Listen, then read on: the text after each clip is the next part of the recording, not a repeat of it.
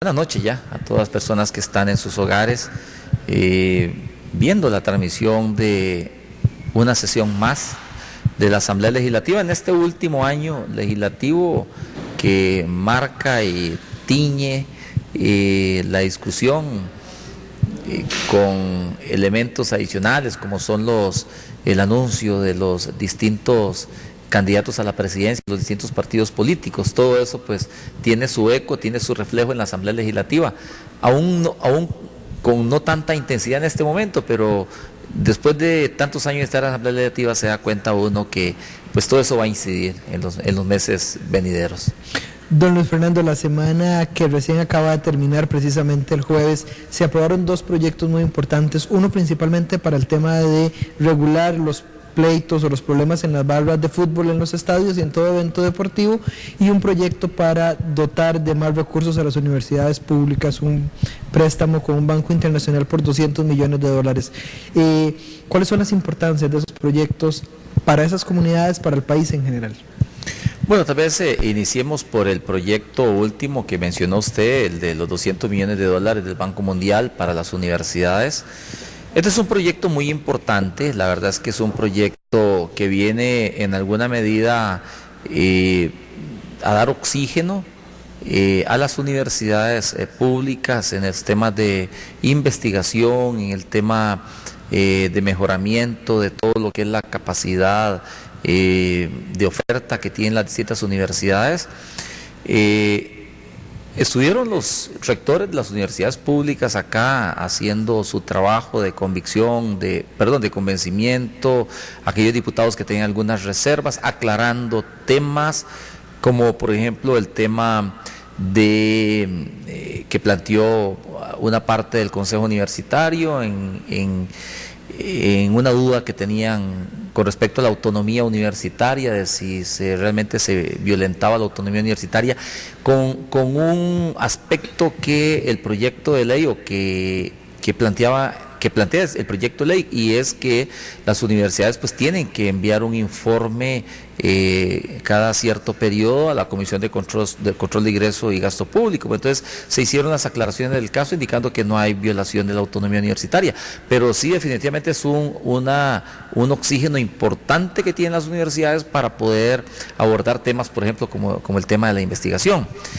Luego viene el otro tema que es el de el proyecto de ley para tratar el tema de las violencia en los estadios, con algunas medidas muy concretas para poblaciones muy concretas, y que viene también a abordar una situación que se ha estado dando con mucha más frecuencia en nuestros campos deportivos, no solamente los estadios. Este proyecto no es solamente para los estadios, es para los distintos escenarios deportivos de cualquier tipo, y en el cual hay manifestaciones o en el que se den este tipo de manifestaciones de violencia, de inmediato se tomarán medidas en el marco que señala esta ley para mayores de edad y para,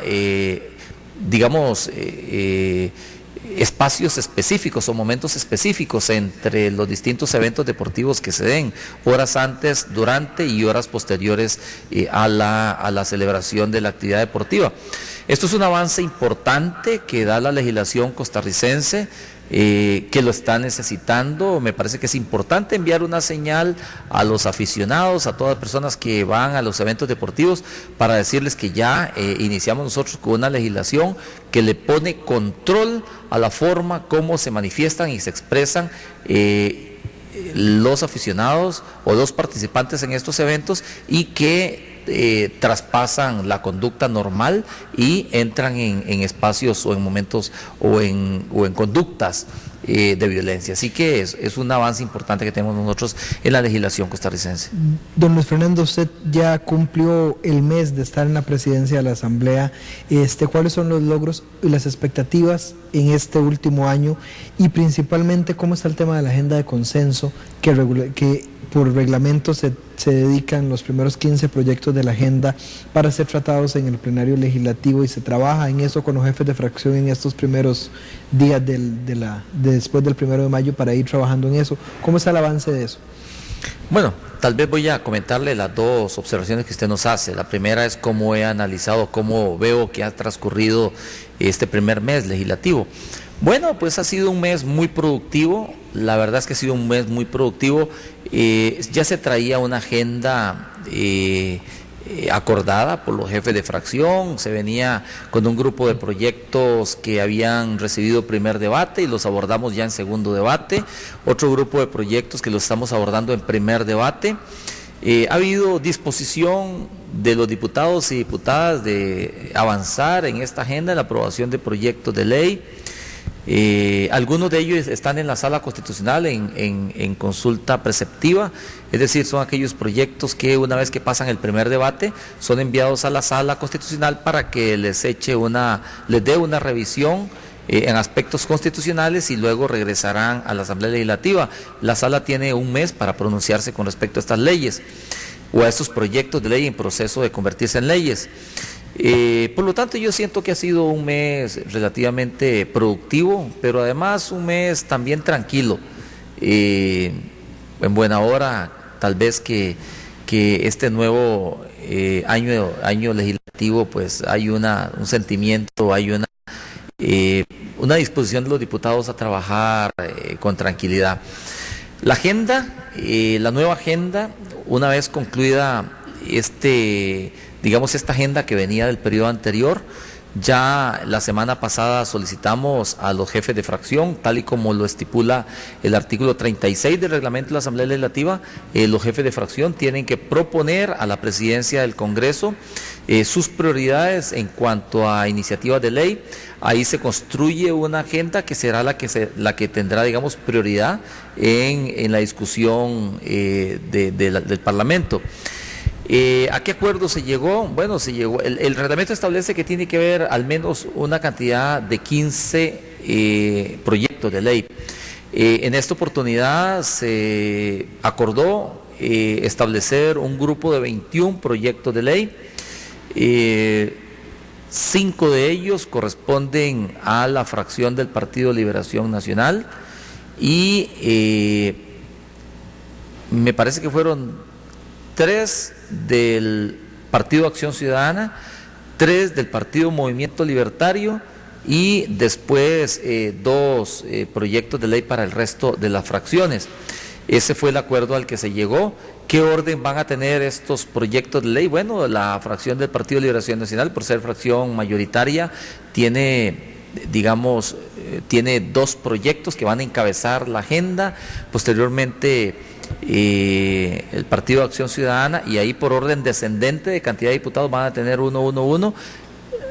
Por ahí del lugar 11 o 12, nuevamente Liberación Nacional tiene 2 proyectos y se sigue otra vez 1 hasta llegar al lugar 18, y posteriormente los últimos 3 proyectos de ley los va a tener o los propone Liberación Nacional, el Partido de Acción Ciudadana y el Partido Movimiento Libertario. Eso, la lista de 21 proyectos en ese orden. Don Luis Fernando, ¿cuándo se conocerían esos proyectos? ¿A partir de cuándo ya sería pública la lista de proyectos prioritarios y ya se empezaría a trabajar sobre ellos? Esta misma semana, no lo hicimos hoy porque alguna fracción planteó el deseo de hacer una modificación, no tanto en el proyecto de ley, sino en el orden establecido, en el orden que le corresponde a la fracción, ¿verdad? Entonces, por eso fue que no se dio lectura el día de hoy, pero es muy probable que si ya el día de mañana ya no hay ninguna modificación, ningún cambio, lo estemos anunciando mañana o el día miércoles. Estos proyectos de ley, el orden, el campo que ocuparían sería el inmediatamente posterior a lo que queda de la agenda anterior. Es decir, seguirían, digamos, en el orden específico, continuando la agenda anterior que no está concluida. porque algunos proyectos todavía están en primer debate. Entonces ahí se iniciaría la nueva lista y entonces se trabajaría sobre esa lista de proyectos prioritarios, ¿verdad? Porque hay una cantidad de proyectos que siguen para abajo en la lista y entonces esos no tendrían, digamos, otro orden, sino que el que establece la misma dinámica y el reglamento de la Asamblea Legislativa. Pero quiero señalarle una cosa que tal vez usted no me lo consultó, pero me parece que es importante que lo conozca usted y lo conozcan los costarricenses. Y es que les propusimos a los jefes de fracción, que también nos propusieran proyectos delegables a las comisiones con potestad legislativa plena. Algunos diputados reclaman pues que las plenas tienen poquitos proyectos, algunos de ellos están abocados, es decir, se pretende pues que sean discutidos o devueltos al plenario de la Asamblea Legislativa. Entonces le solicitamos a los jefes de fracción que nos hicieran una propuesta de proyectos delegables, pero también les pedimos a los jefes que nos recomendaran las prioridades con respecto a las reformas constitucionales. Entonces ahí va a llegar también 2 agendas nuevas, aparte de esta agenda de 21 proyectos. Reitero, una tiene que ver con los proyectos delegables a las plenas y las reformas constitucionales. Don Luis Fernando, precisamente hoy hace 8 días en la mañana se recibió acá por parte del directorio de la Asamblea y de varios otros diputados al presidente de la República Popular de China. Cuando conversábamos con algunos de los diputados de la Comisión de Asuntos Hacendarios, hacíamos la salvedad de la importancia de la visita para Costa Rica, de que un presidente de una de las potencias visitara nuestro país, con relación a que ya también el presidente de los Estados Unidos había visitado el país. Desde su óptica, desde su preparación profesional y desde la importancia para la Asamblea Legislativa y para Costa Rica, la visita del presidente de China, y qué podemos esperar de esa visita, principalmente para el tema de la Ruta 32, que se anunciaba un empréstito por 400 millones de colones que deberá ser conocido acá en la Asamblea Legislativa. Bueno, sí, quiero decirle que ya están dándose las primeras acciones y qué bueno que usted me hace esa consulta, porque hay ya datos concretos y objetivos de los resultados que ya se están empezando a ver de esta visita del presidente de la República Popular China. Tiene usted razón, hay un ofrecimiento de un empréstito de 400 millones de dólares para la construcción a 4 carriles de la Ruta 32. Esta es la ruta que comunica el Valle Central con la provincia de Limón. Ese es digamos, un proyecto concreto específico, y también tiene usted razón en el sentido de que ese proyecto tiene que venir a la Asamblea Legislativa para darle su aprobación como empréstito y como lo establece la Constitución política. Eso por un lado. Por otro lado, también están los proyectos para desarrollar valga la reiteración, un proyecto de generación de energía solar. En los días anteriores estuve conversando con el señor ministro de Ambiente y Energía, precisamente consultándole sobre cuál podría ser la zona en la cual podría estar establecido este proyecto, y ya me señaló algunas zonas de Costa Rica que tienen una alta luminosidad o muchas horas luz o sol durante el periodo, valga la reiteración, del periodo diario. Y otro proyecto es el establecimiento de una zona económica especial. Quiero decirle que hoy precisamente recibí en el despacho de la Presidencia del Congreso al vicepresidente del Congreso de una provincia china, que es la que tiene la zona económica especial más grande y más importante de China. Ya están acá. Esos chinos, vino con una delegación importante del gobierno, del parlamento de esa provincia, y vino a conversarnos sobre este tema de la zona económica especial, a darnos un poco de información de cuáles son las pretensiones de ellos en el sentido de poder definir con el Poder Ejecutivo de Costa Rica cuáles serían las condiciones, cuál sería, digamos, la región que podría acoger esa zona económica especial, lógicamente cumpliendo algunos requisitos, algunos lineamientos específicos para poder establecerla. Así que ya ese es un paso que se viene dando, ya están los chinos interesados, ya llegaron a Costa Rica a hablar sobre el tema y me parece que esos son resultados concretos que nos está dando la visita del presidente chino. Y un tema que seguramente usted ya lo va a abordar, que me lo mencionó fuera antes de iniciar la entrevista, pues sí, está la invitación de parte del presidente del Parlamento chino para que el presidente del Parlamento costarricense pueda visitar la República Popular China. Lo mencionó el señor presidente de China, fue transmisor de esa invitación.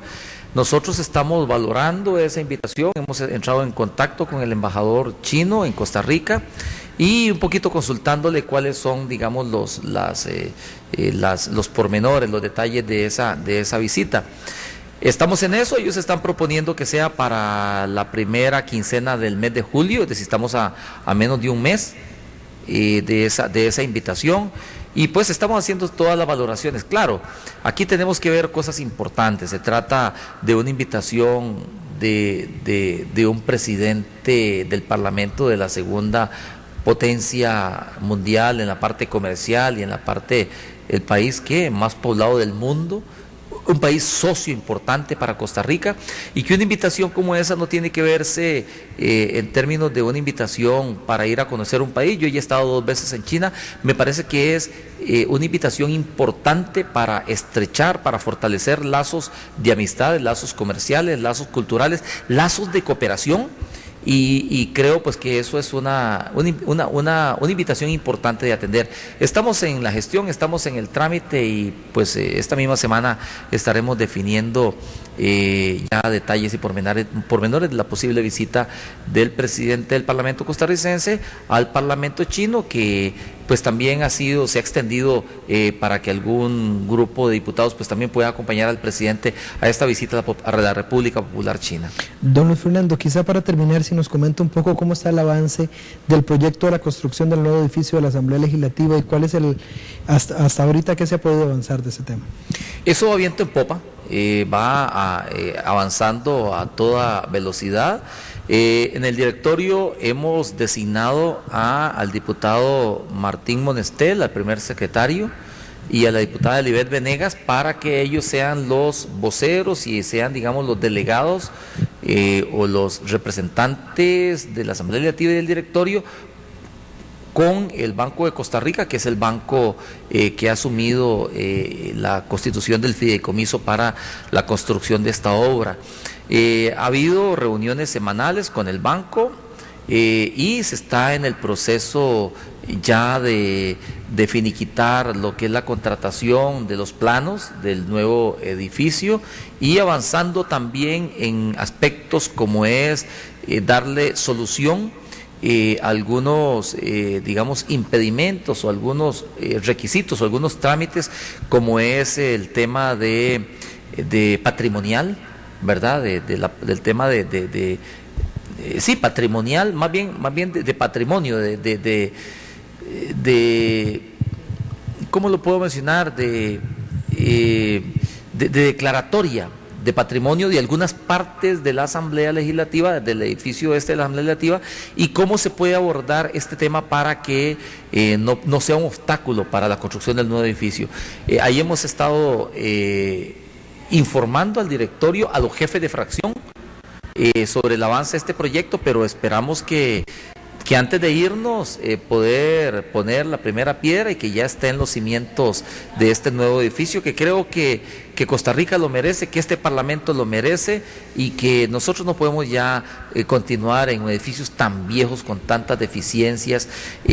Ahora que inicia el periodo de lluvias, ustedes verán muchos trabajadores en los techos tapando goteras, viendo de qué manera los pasillos legislativos, los pasos entre los distintos edificios, se pasan los diputados con paraguas corriendo de un lado para otro, porque no tienen las condiciones este Parlamento y este edificio para albergar al primer poder de la República.